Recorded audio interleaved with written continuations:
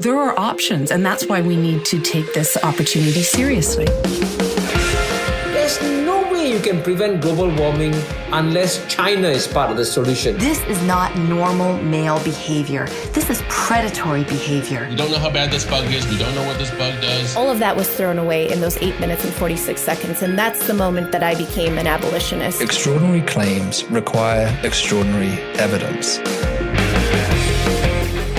Hello and welcome to the Munk Debates. On every episode, we provide you with a civil and substantive debate on the big issue of the day to arm you, the listener, with enough information to make up your own mind.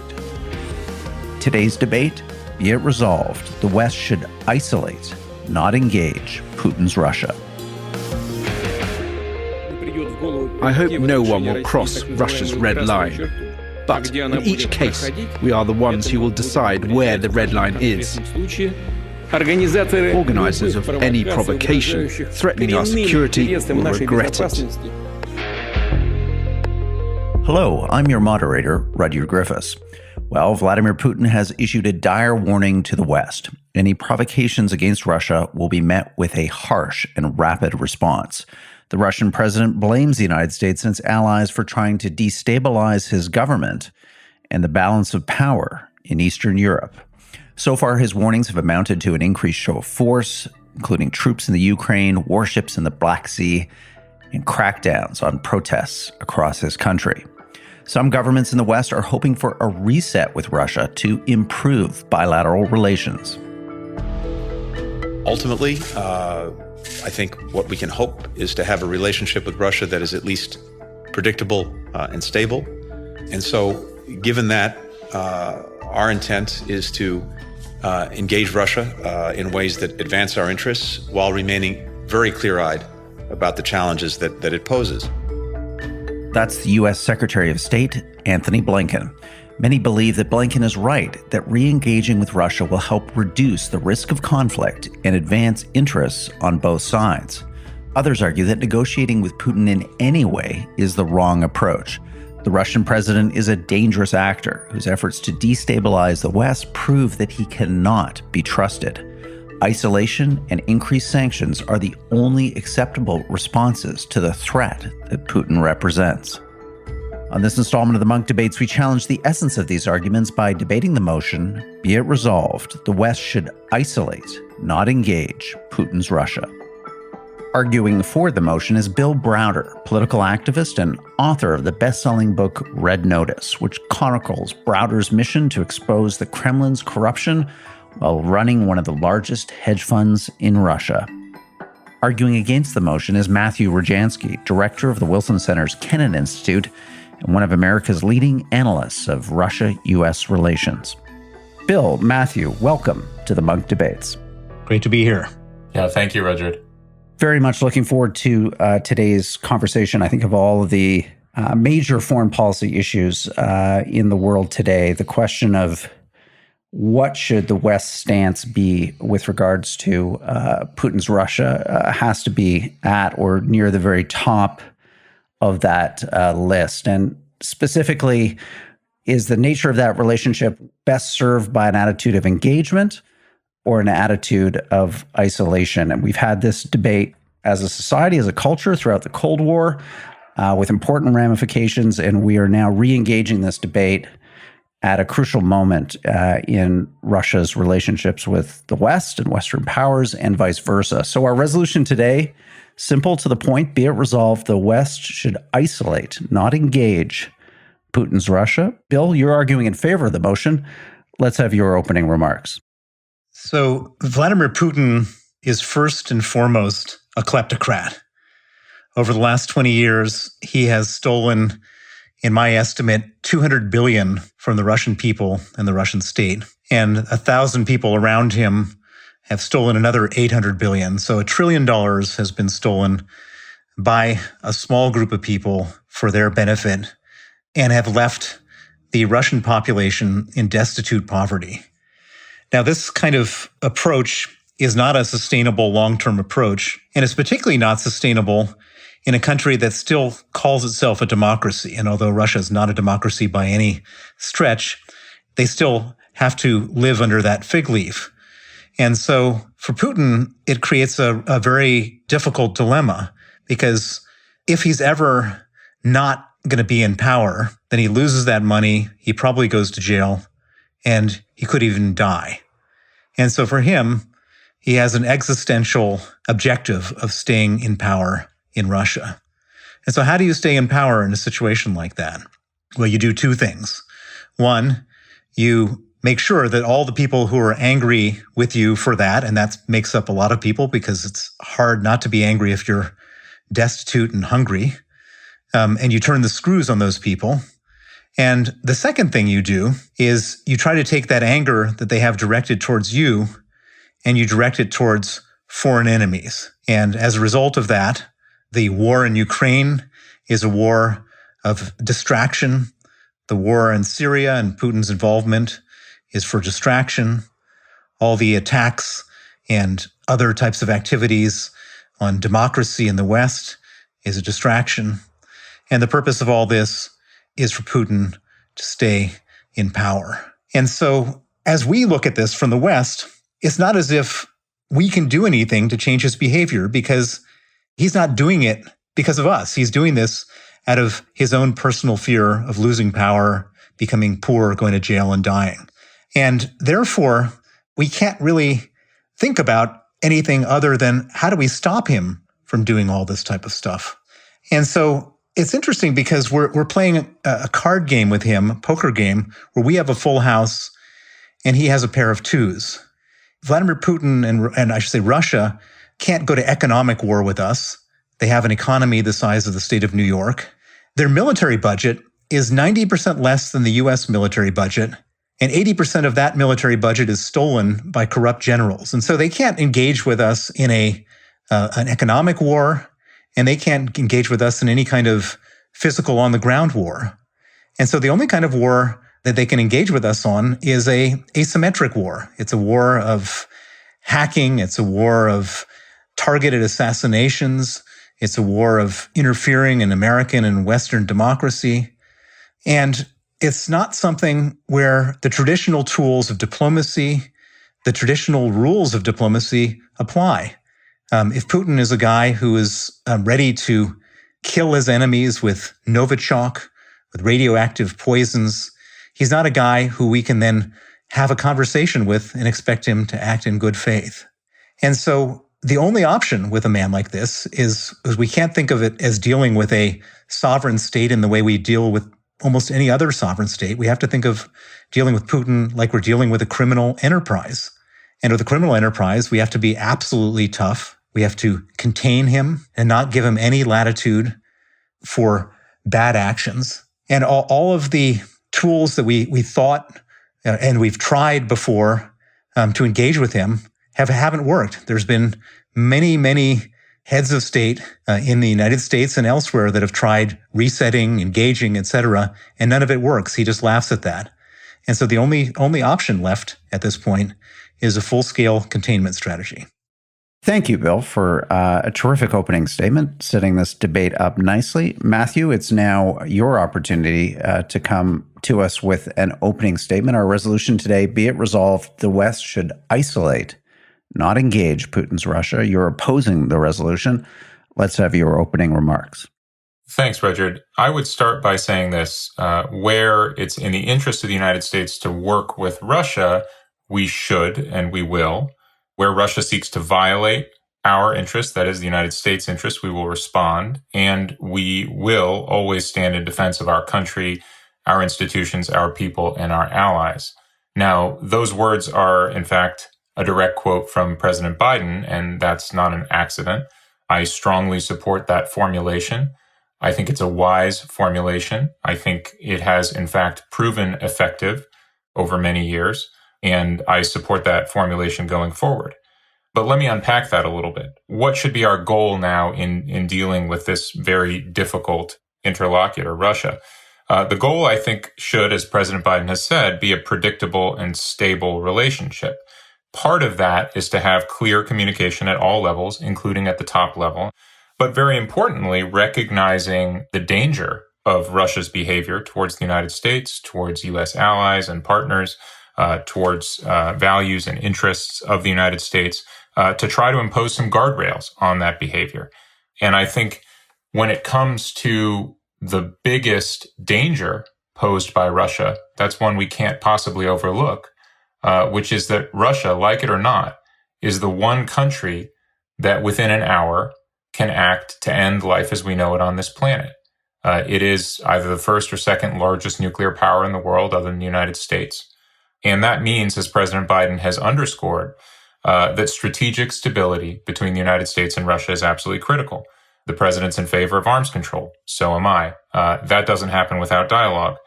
Of course, the risk of the two countries escalating to direct nuclear exchange is very low. Thank God it's very low. But that is such a significant event. As I say, that is a life-altering or potentially civilization-ending event. It's one that we have to take seriously. That, I think, is why President Biden, within his first week in office, called President Putin. That wasn't something he otherwise intended to do. I think he's been crystal clear about his view of Putin. He's called him a killer. I don't think there's any love lost there. But he did it in order to extend this vital treaty, which has, in fact, worked, constraining the arms race, constraining the strategically stable relationship between Russia and the United States. I'm not interested in a reset. I don't think President Biden is interested in a reset. We have a realistic expectation about what's possible. It's limited. Our allies are comfortable with that expectation. We talk to them about it. And we come from a position of very clear strength. We go into the dialogue having announced, and in this case, it's Jake Sullivan, the National Security Advisor, who announced it, both seen and unseen measures to make up for the policy drift in the last administration, to signal red lines. Unlike the previous administration, we will be taking steps to hold Russia accountable for the range of malign activities that it has undertaken. That includes interfering in America's democracy. It includes the poisoning of citizens on European soil with chemical weapons. It includes the types of hacks and breaches as well.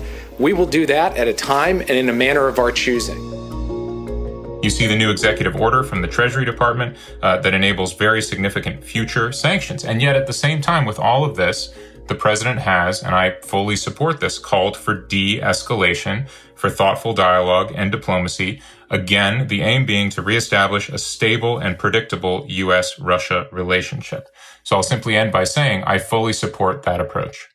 Thank you, Matthew. Really great opening statements from you both. I can sense some of the kind of fault lines in this debate emerging, and I'm really looking forward to getting into those with you both in the moderated middle portion of our discussion. But before we go there, let's have some quick rebuttals. So, Bill, give us your rebuttal to what you've just heard from Matthew.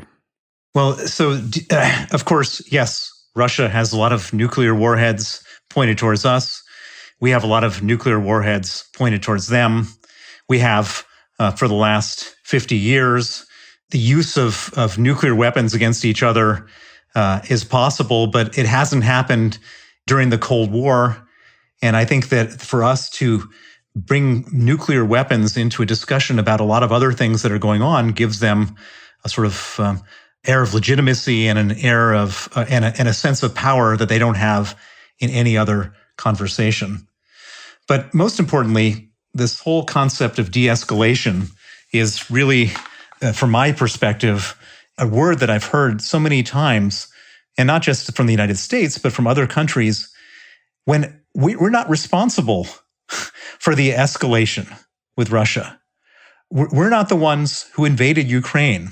We're not the ones who shot down MH17. We're not the ones who bombed using chlorine weapons civilians in Syria. We're not the ones who organized Novichok assassinations of our political enemies abroad. We're not the ones who cheat and dope in the Olympics. This is what Putin does. And every time he does one of these things, he escalates. And it's not our job to de-escalate, and nor is it we have any ability to de-escalate, because, as I mentioned in my opening remarks, he's doing this for reasons having to do with his own survival with his domestic base. He's not doing this because of any of our actions. And so I don't believe that it's our job to try to contain a sort of a wild, irrational bully who's operating on the basis of motivations that have nothing to do with us. Our job is to set up absolute clear boundaries that he cannot cross, to not give him any latitude whatsoever, to come down on him like a ton of bricks when he does that, because I know him and I've seen it and I've been fighting with him myself for a long, long time. And what he respects is hard power. And what he doesn't respect is weakness. And weakness is going to him and trying to apologize to him for stuff that he's doing. He just laughs at that and uses it to his own advantage. Thank you, Bill, for that rebuttal. Matthew, same opportunity for you. A couple minutes on the clock to react to Bill's opening statement or what you've just heard now. Yeah, thanks, Richard. So first, I confess a little confusion about Bill's view of what I referred to as strategic stability, essentially preventing nuclear war. It seems to be that because we haven't launched nuclear missiles at each other for, actually call it 70 years, that we don't have to worry about that problem. And I would flip that on its head and say it's because we worry about that problem, because we put arms control in place, because thank God, for the most part, we have leaders who take that problem seriously, that we haven't actually gone to nuclear war. And again, I say it's a low probability event, but one that would be so catastrophic that it has to be taken seriously. I think it would be a very serious mistake to assume that because we don't think nuclear weapons are perhaps morally legitimate, or because we don't, have to sweat that problem every day, that is a reason that we need not address it in the serious way that it has been addressed. And that's principally through arms control and what we call strategic stability dialogue. That is far and away item number one on the agenda for the administration's dialogue with Russia. And that's based on the U.S. national interest. Second, I think that there's a broader mistake here about the record. It is not true that, everything we have done in our engagement with Russia has failed. This is the claim that Bill has made. Arms control is, of course, the first example, but it's not the only example. There are a lot of folks in the U.S. government who will tell you very clearly there were a number of areas where Russia could have kept pushing, but didn't. Now, I won't argue that Putin has, turned tail and pulled out of Ukraine. Patently, he hasn't done so. But to argue that there's no place there for the kind of diplomatic dialogue that we have and that I hope we'll continue to have, I think is a mistake in the record. The same could be said for a number of important regional conflicts. Afghanistan is one that's very much on the horizon. There's a lot more that I could talk about, including transnational issues like climate change, preventing the next pandemic, Arctic security, and of course, non-proliferation of the most dangerous substances on Earth. All of these things are not things that Russia does as a gift for the United States. These are things where Russia and the United States, clear-eyed, advancing each of their respective national interests, can work together because it's in their interest to do so. It doesn't make us friends, it doesn't make us partners or allies, it doesn't mean our values are the same. It's something that we do in order to advance our respective national interests. Hi, Munk Podcast listeners. Rudyard Griffiths here, your host and moderator. A big thank you to all of our listeners. In the last couple of days, we've achieved an important milestone. 1 million downloads in 18 short months since we started the Munk Debates podcast. That's a testament to you, our listeners' appetite for civil and substantive debate on the big issues of the day. Please write a review about the Munk Debates podcast in your podcast store. Like us on social media. Spread the word about civil and substantive debate via this pod. Thanks again for all your support and for helping us achieve this important milestone, 1 million downloads in 18 months. Now, back to our program.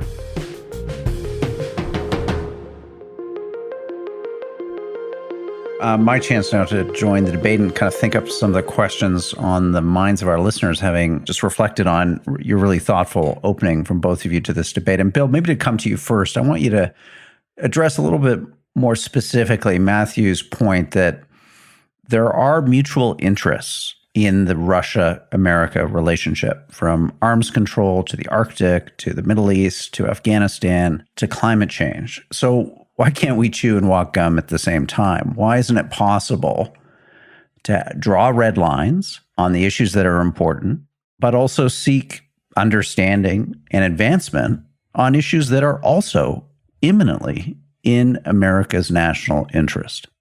Well, I'm not suggesting that we don't talk to Russia ever, but I'm suggesting that Russia primarily, and Putin need to be contained. And so let's look at some of those issues you brought up. The Arctic. So Russia is on a sort of land grab in the Arctic right now, ignoring all previous treaties and basically grabbing what they can while they can when nobody else is stopping them. So once they've grabbed all the land, we can talk to them for the next 50 years about, well, what should we do now that you've grabbed the Arctic? Or we could stop them from doing it and make them mad while we stop them. In the Middle East, various administrations allowed them to basically get a foothold in Syria. When Obama didn't enforce the red line on use of chemical weapons, and it was obvious that we were not going to go in and Assad's regime, Putin went in. He established an Air Force base. And all of a sudden now we can't do anything in the Middle East without talking to Putin.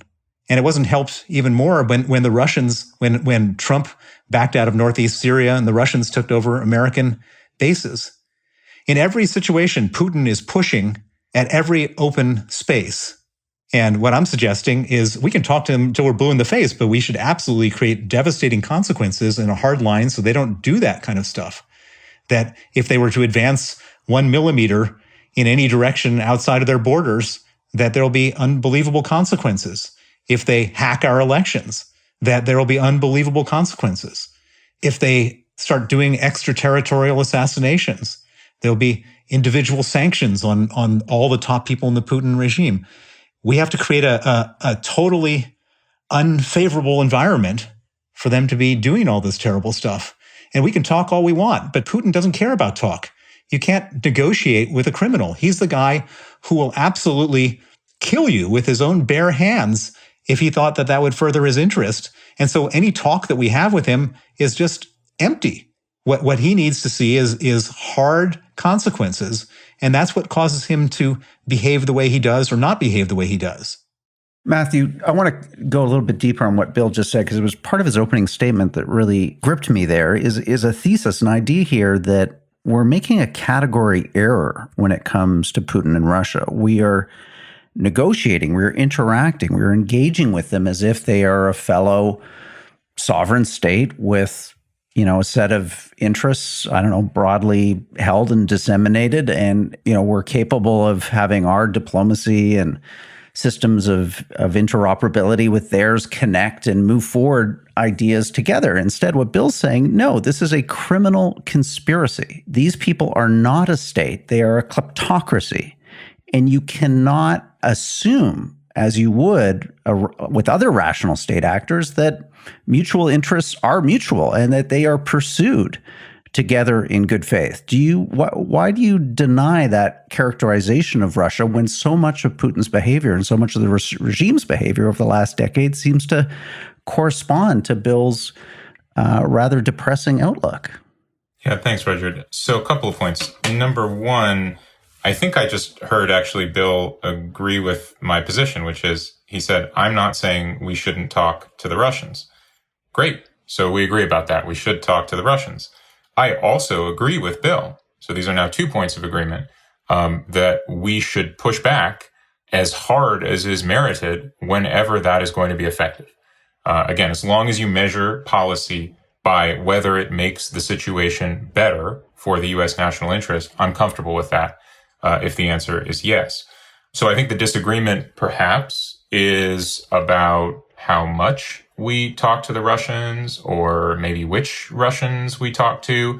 But it does occur to me that some of the arguments that Bill is making, again, back to this point of, well, no one's launched a nuclear missile at me lately, so that's not a problem, are precisely taking place within the umbrella of we do talk to the Russians. And in fact, we have talked to the Russians. Let me go to this point about the Arctic. I found that really very interesting. The land grab in the Arctic. I'm really interested in that. I'd like to know what land has been grabbed, because in actual fact, I would argue that deterrence has worked really quite well in the Arctic. Second, what do you do about it? So let's say for the sake of argument that Russia, in fact, was trying to grab territory in the Arctic. One option would obviously be go to war. That's probably not a super appealing option for obvious reasons. You ideally want to avoid war between a nuclear armed alliance and a nuclear power. And so you would look to some of the existing instruments. We have an agreement about avoiding incidents at sea and in the air and how to manage those incidents. We're actually trying as much as possible to rely on that agreement, but also to update that agreement. That only happens through dialogue. And finally, to this point about, Russia as a criminal regime, or let's say Putin's regime as a criminal regime, and you don't talk to criminals, you defeat them. Couple points there. Number one is if there was a world courtroom and a world police and a world prison where we could simply arrest the criminals and put them in jail and they'd stay there and good people would go on about their business, that would be great. Again, by the test of whether it's an effective policy solution, I would be all for that. The problem is that's a fantasy. As Bill himself pointed out, we don't have really great instruments for affecting Putin's behavior. I would say we're a far cry from having great instruments from removing Vladimir Putin from power and treating him as a criminal and taking him out of the scene. So what we're left with is the reality that he runs Russia, like it or not. And there, I think the relevance of the criminality of the regime, and that's well documented, I'm not going to disagree, is that it makes the regime more vulnerable. And for our purposes, it's mixed, but it's mostly a good thing. That gives us a number of opportunities to exert leverage where ultimately, be it the Russian people, be it other members of the Russian elite besides Putin himself, can see the reality that's being imposed on them by Putin, especially when we exacerbate that condition through our sanctions. Thank you, Matthew. So, Bill, come back on this bigger point. I mean, Matthew, in effect, I don't want to mischaracterize your views, Matthew, but you're in effect saying that Bill is describing the world how he wants it to be as opposed to how it is.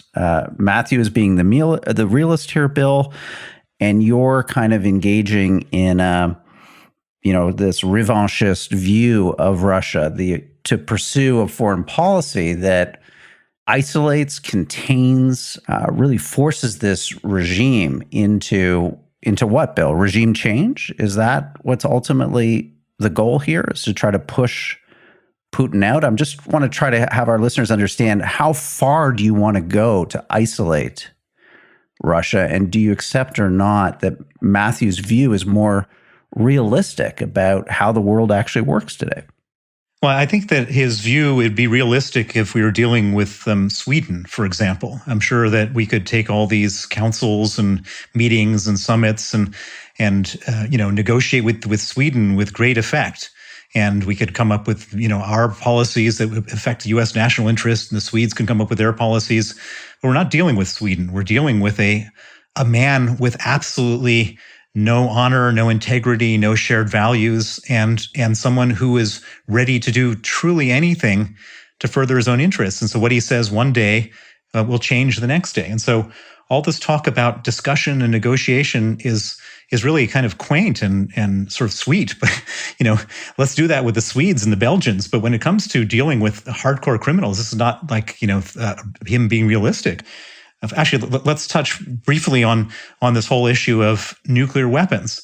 Matthew wasn't involved in these negotiations, and so I'm not criticizing him. But, the successive governments' negotiations on these treaties are not what has prevented a nuclear war from happening. It's very simple what's prevented a war from happening, which is mutually assured destruction.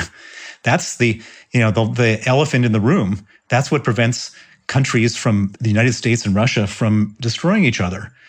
I think I'm being totally realistic and understanding what Putin's all about. And coming back to your question, are we trying to regime change Russia? No, that's not our place to do it. That's the Russians' place to do it. That's what the Russian people can decide to do or not do based on their risks and opportunities. But we have huge leverage over Putin because of who he is and what he's done. Putin has become the richest man in the world, or one of the richest men in the world. Unlike the Soviets, Putin keeps all of his money in the West. And so we have an opportunity, which we never had before when we were dealing with the Soviets, which is to go after his money and to go after the money of the people around him, his oligarch trustees and his cronies. And that has an enormous and powerful impact. Putin is a man who's ready to kill for money. His money is more important than human life. And the risk to his money is what makes him absolutely crazy. And so when we're dealing with him, all this, jabbering in meetings and summits that's for people like ourselves. But, we're dealing with almost a different species here. We're dealing with a complete madman, and we have to figure out where his pressure points are. And his pressure points, one of his major pressure points is his money. And so that's one of the reasons why he hates the Magnitsky Act so much, is because that was the first thing ever that put his money at risk.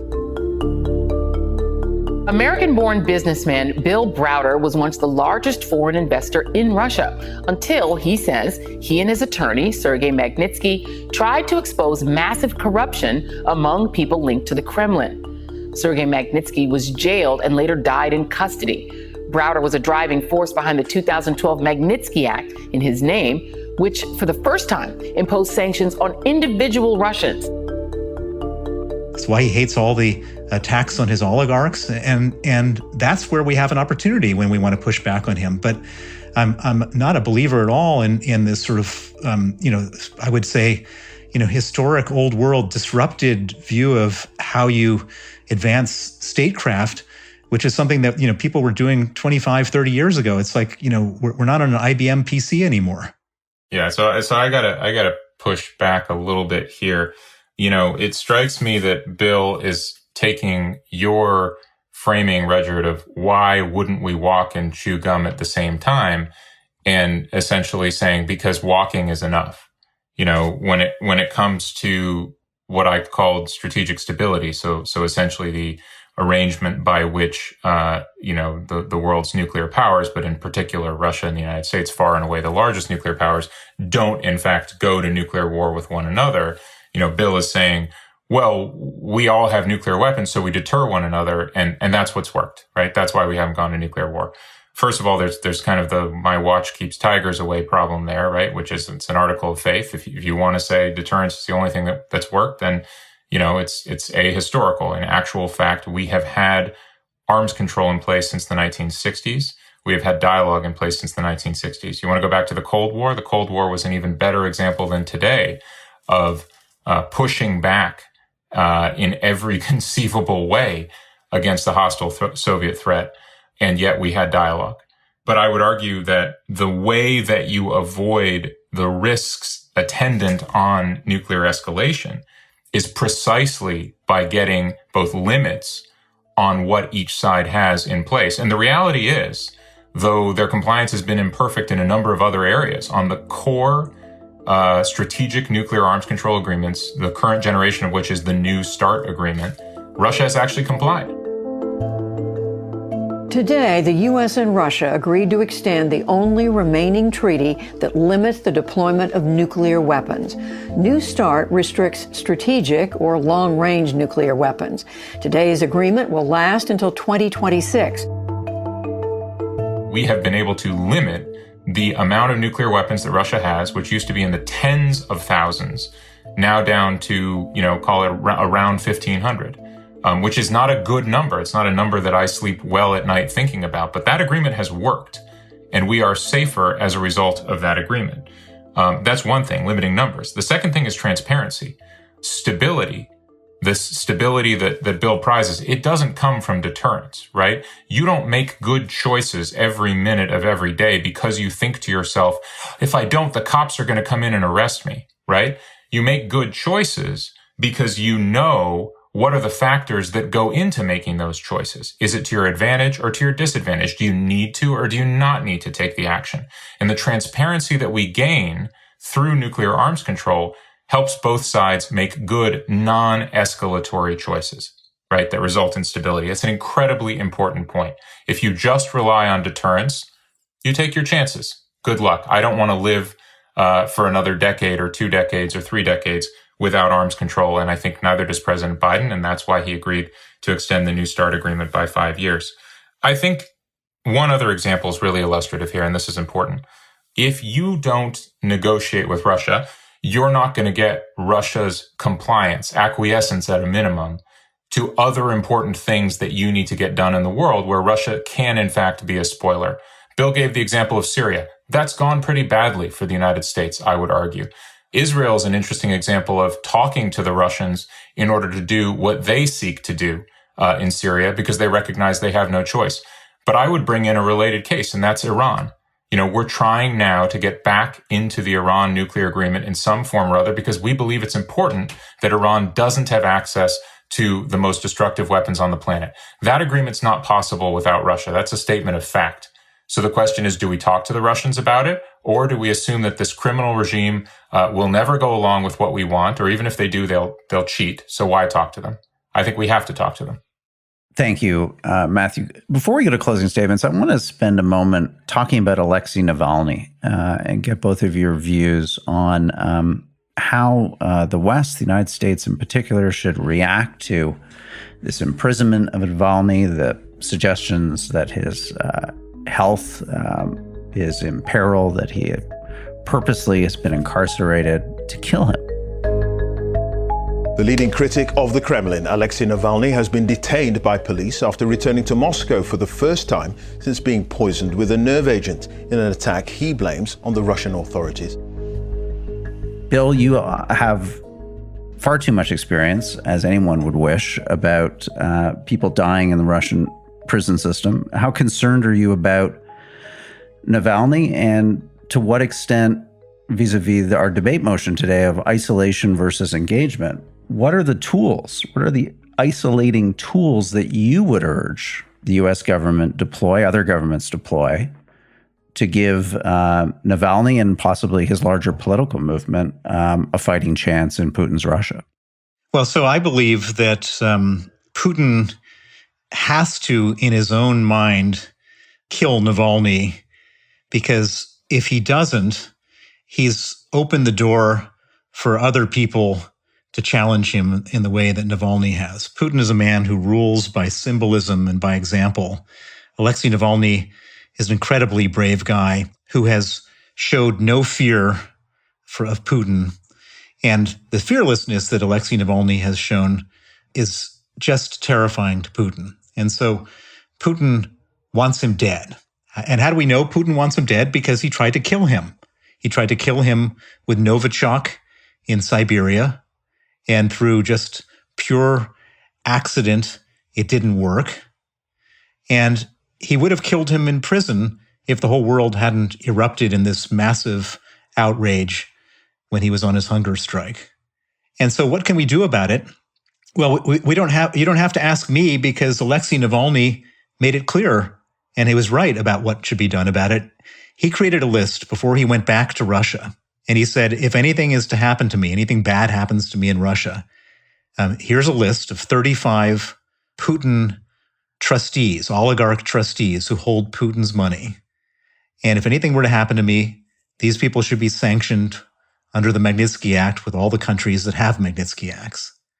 And he identified the people. We don't need to sanction the generals and the KGB officers. We need to sanction the people who hold Putin's money. Because as I said before, what Putin cares about is his money and the people who hold his money. And that would save Alexei Navalny's life. Let it be known that all of these people will eventually be sanctioned if something terrible happens to Navalny. That's the kind of world we live in. That's the kind of thing that Putin responds to. And that's the kind of thing that will keep him alive. Matthew, let's get your view on that, because why are we pussyfooting around Putin's oligarchs? Isn't that just an acknowledgement of the fact that we aren't sanctioning these people? It's an acknowledgement of Bill's theory of the case, that this is a kleptocracy, that the pressure and pain points around Putin are financial, and that if we want to change his behavior, whether it's on Navalny or arms control agreements or Syria or whatever, we have to punish them in terms of their access to the ill-gotten gains, the hundreds of billions of dollars that they've squirreled out of Russia into foreign bank accounts and jurisdictions around the world, including the United States. Why isn't it time to do exactly what Bill's recommending?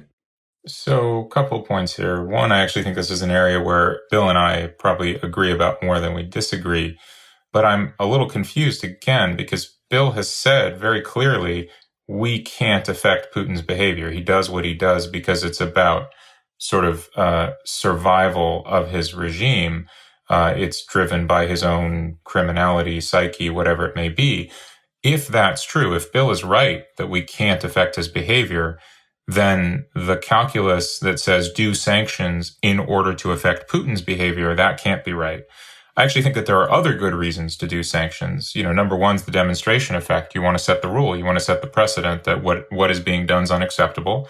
And more than merely shaking your finger, this is something that has costs. It has costs, by the way, for both sides. If anybody imagines that sanctions are cost-free for the West, talk to Europe, talk to Germany, talk to Japan. They're not cost-free, but that's okay. That shows that we're serious about them. It might change the calculus for people other than Putin himself. Broadly speaking, I'm completely with Bill on what is being done to Navalny now, which is torture, quite frankly. The murder of Magnitsky in the past, the arrest of Lyubov Sobol, of Ivan Pavlov, of countless Russians who've stood up for independent voices in Russia, the persecution of free media and homegrown human rights groups like Memorial. This is all unacceptable. The question is making sure that what we do actually changes the outcome for the better and is consistent with U.S. national interests. If you go to what Navalny himself said during the interim when he was free and able to testify for the European Parliament back in November, both he and Vladimir Kara-Murza sent the same message, which is essentially sanction the oligarchs, go after the kleptocrats, don't punish people. And I think that this is a very good formulation. I want to quote him here. He said, the basis of a new approach should be very clear, dividing two things. Russian people who must be welcomed and treated very warmly from the European Union, from my perspective, and the Russian state, which must be treated like a bunch of criminals. I think that's right. When you think about sanctions, you want to make sure that what you're doing is not punishing 145 million people when in actual fact, the person that you want to try to exert leverage on is Vladimir Putin and his regime. The question is always going to be an ends test. Does it work? So if Bill is right that we can't affect his behavior, then we need to be very careful about what we do. I actually think there are probably ways in which we can affect his behavior, and I think that the sanctions should be targeted for that reason. Thank you. Before we go to closing statements, a final question to you, Bill, which is when Matthew was rumored to be appointed to Joe Biden's National Security Council as a key advisor on Russia policy, you publicly and vehemently opposed his elevation, his arrival at the NSC. Having listened to him during this debate, do you regret that now? Do you sense that maybe the common understandings you have are great enough to give you confidence in Matthew and a role like that for him in the Biden administration? Well, it's not for me to say who should be in the Biden administration or not. I can only say which policy ideas would work well in this moment in time, in this moment in history. I'm sure that Matthew would have been a perfect national security advisor in the Obama administration because the things that he said today were absolutely consistent with what Obama was doing. Obama was interested in strategic nuclear disarmament talks, and he was interested in doing that kind of at the expense of everything else. And I believe that created a very difficult environment and gave Putin an encouragement for where we are right now. I don't think that the strategy that he has in the world that we live in right now is the best strategy. Maybe in a future administration where the issues are different, I would support Matthew's national security proposal. But I think where we are right now is in a very dire situation. Thanks, Bill. Before we go to your closing statement, Matthew, do you want to say anything about that episode? I know clearly having your career discussed in the pages of the Washington Post and elsewhere, most likely a somewhat searing experience. Am I right? Yeah, I think I have a couple of concerns. One, I think disinformation is a very serious problem that we face in the United States. Presumably, Bill and other British subjects face that in the UK, and people I know face that in European democracies. And I think that some of the attacks on me, including Bill's, were, classical disinformation, and it was very unwelcome. And then I think second, I very genuinely disagree with the idea that the world has changed so fundamentally that the point that Bill himself made, we have been safe despite the danger from the risk of nuclear exchange for, in fact, more than half a century. Well, if in fact what we have done has worked, then why should we change course on that? I don't think the Obama administration was at all naive when it came to preserving the infrastructure of nuclear arms control from the Cold War and extending it into the post-Cold War era. That is precisely what they did. I think they did the right thing. I don't think everything that they did was right, and I don't take responsibility for it. Thank you, Matthew. Bill Browder, let's get your closing statement. In our debate today, we've been debating the motion, be it resolved, we should isolate, not engage Putin's Russia. You've taken the pro position in the debate. Wrap it up for us. So the key issue is, what does it mean to isolate versus what does it mean to engage? When I say that we should isolate Russia, what I'm saying is that Putin is an international malign influence. He breaks the law. He does terrible things whenever he wants, wherever he wants. And in order to stop him from doing that, we need to create a containment strategy. And the containment strategy should be hard barriers and serious consequences to his actions. And the idea that we should in some way engage with him while we're doing that, it all depends on what engagement means. If engagement means putting down our hard barriers so that we can talk, it then depends on what are we going to get from those talks and what are we giving up for those talks. And I would argue that we can pro forma talk all we want, but if we are going to give anything up, that just shows weakness and that gives him a further opening, and we shouldn't give him any openings that he's constantly looking to take.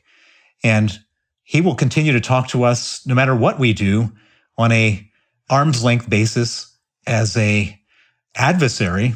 And of course, we should talk to him so there's no misunderstandings. But this idea of appeasement, engagement, talking at the expense of being tough is just not the right way to go with an international pariah, fugitive criminal like Vladimir Putin.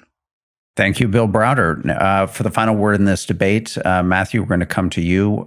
You've been arguing against our motion, be it resolved, we should isolate, not engage Putin's Russia. Let's have your final words. So a quarter century ago, I was a high school debater, and maybe some of that comes through. But this isn't a game. This is about the real world and real people. It's about life and death. And so it upsets me a lot to hear this game, this straw man is the term that you use in debate in a courtroom, that somehow talking is equal to appeasement. It is somehow equal to giving something up. It is somehow equal to not being tough. And the proof that that is glaringly wrong is President Joe Biden. It's not me. You don't have to agree with a word I say in order to recognize the reality that President Biden is tough as nails on Vladimir Putin. And he is going to talk to Vladimir Putin. In fact, he already has. And the U.S. government at senior levels are talking to the Russian government. And it is the right call. It is necessary. It's not easy. But you don't go in giving anything up solely in order to have a conversation. You can say a conversation between adversaries. You can frame it however you like. But it's not weak to talk. I think that's a straw man. That is a false argument. Again, I come to the president's bottom line, which I endorse 100%. Where it's in the interest of the United States to work with Russia, we should, and we will. Where Russia seeks to violate the interests of the United States, we'll respond, and we'll always stand in defense of our country, our institutions, our people, and our allies. If you stick with that formulation, I think you get the policy right. The goal ultimately has got to be a predictable and stable relationship. Going into a dialogue with Russia, a Biden-Putin summit or any other kind of dialogue, doesn't guarantee that we get the guardrails on Russian behavior that we want. But not going there guarantees that we don't. Thank you, Matthew. And thank you, Bill. This has been a civil, substantive conversation. I've learned so much from both of you in the last 45 minutes that we've spent together. On behalf of the Munk Debates community, thank you so much for coming on the program, for bringing your expertise, your knowledge of this issue to bear for our benefit. And again, thank you for the tone of the discussion. Much appreciated, Bill. Much appreciated, Matthew. Thank you. Thanks, Roger.